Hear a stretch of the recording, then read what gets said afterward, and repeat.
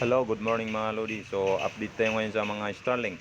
So, as of 7:20, nakapag-chat po ang ating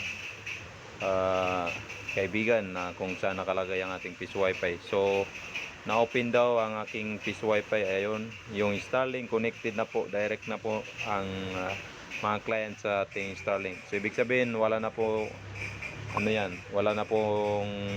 password. So ibig sabihin yan, naging restart na po.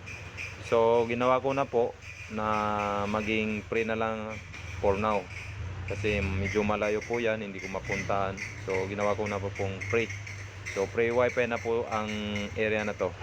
So mayroon pang isa, nakapag PM ito. Ayan, open na daw ang aking Starlink. Ito yung pangalawang Starlink ko. So, dalawa na po sa aking mga Starlink ang naging open na ngayon, naging restart na po. So, ibig sabihin restart, pag na-restart ay open na po ang kanyang connection. So, wala na pong password. So, ito, pwede ko ito i-close since ginagamitan ko po to ng ang kanyang connection sa Bindo ay through wired. Naka-wire na po to kasi may adapter. So ang itong isa na pinalam sa akin ng kung saan ko nilagay ay hindi na po ito ma-close. Kailangan ko puntahan kasi wireless po yung kanyang connection. So kapag wireless po ang kanyang connection ay kailangan i-reconnect ang ginagamit nating router. Unlike dito sa isa na ito ay naka-wire po na LAN cable sa gamit ang adapter. So tingnan natin sa ating apps. So ayan, nakalagin na po ako sa aking pangalawang Starlink, kung yung ginagamitan ko po ng LAN cable na may adapter. So tingnan natin, may mga nakakonect na po na libre. Ayan, CAX and name. Ayan po yung aking Microtech. So ginagamitan ko po to ng Microtech, naka-wired. So ang gawin natin ay punta tayo sa setting, then router, then Starlink. So ayan, maglalagay po tayo ng password para po mag-close na po yung pagiging free niya, yung pagiging open ng ating Starlink. So papalitan ko ng pangalan, CBT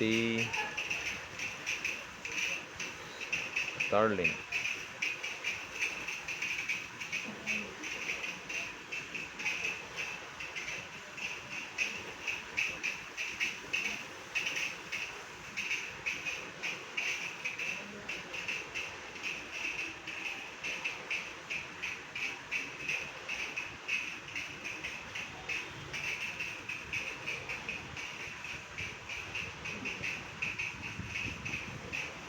So punta lang po dito sa baba at i-click ang save.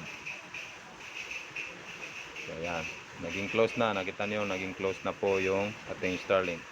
So ito, ayan, wala na po nakakonect sa ating network. So ibig sabihin, bumalik na po yan sa pagiging close.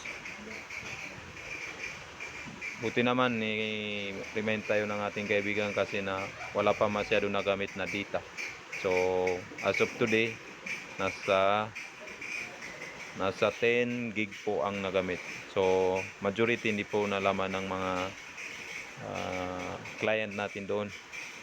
So hanggang dito na lang po. Maraming salamat po sa panonood.